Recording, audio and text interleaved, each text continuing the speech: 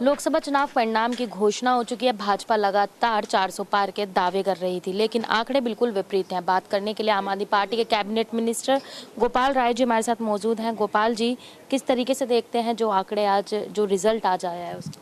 देखिए, ये तो पूरा देश देख रहा है। जिस तरह से भारतीय जनता पार्टी ने 400 पार का नारा दिया, देश की जनता ने उसे स्वीकार नहीं किया।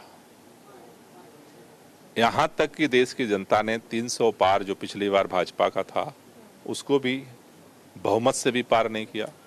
आज लगभग 250 के आसपास भाजपा संघर्ष कर रही है। तो देश की जनता का साफ संदेश है कि इस देश से वो बेरोजगारी से परेशान है, महंगाई से परेशान है, तानाशाही से परेशान है। इससे देश की जनता मुक्ति चाहती है और इसलिए भाजपा को उन्होंने हराया है। आम आदमी पार्टी की बात की जाए तो आम आदमी पार्टी की दिल्ली की अगर गठबंधन की सीटें देखी जाए तो भाजपा के खेमे में जाती हुई दिख रही हैं। वहीं जो पंजाब की बात की जा रही थी 13-0 की, वो भी बिल्कुल विपरीत परिस्थिति। देखिए, आम आदमी पार्टी ने तो अपने इतिहास में सबसे संकट के समय में ये चुनाव लड़ा है।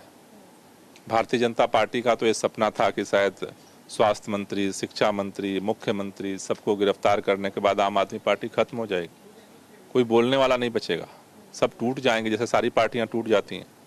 लेकिन मैं दिल्ली में आम आदमी पार्टी के कार्यकर्ताओं को ये बधाई देना चाहता हूं कि इन विपरीत परिस्थितियों में जिस चट्टानी एकता की तरह उन्होंने दिन रात काम किया है, भारतीय जनता पार्टी को इन विपरीत हालात में भी कड़ी टक्कर दी है।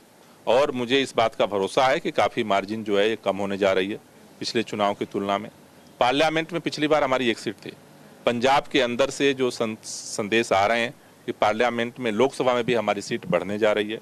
तो अगर हम देखें तो इन विपरीत परिस्थितियों में पार्लियामेंट के अंदर जैसे राज्यसभा में हमारी ताकत बढ़ी थी, अब लोकसभा में भी हमारी ताकत बढ़ी है। लेकिन आम आदमी पार्टी की लड़ाई, अरविंद केजरीवाल जी की लड़ाई केवल दिल्ली की नहीं थी।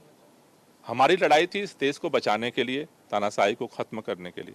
इसलिए अरविंद केजरीवाल जी जब बाहर आए तो दिल्ली में उन्होंने 4-5 दिन प्रचार किया। बाकी समय वो पूरे देश में अलग अलग पार्टियों के लिए प्रचार करने गए जहां हम चुनाव नहीं लड़ रहे थे।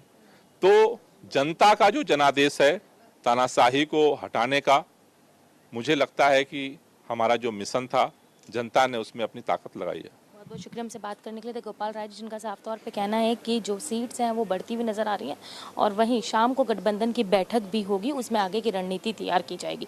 वीडियो स्टार्टअप के साथ भावना, न्यूज़ इंडिया।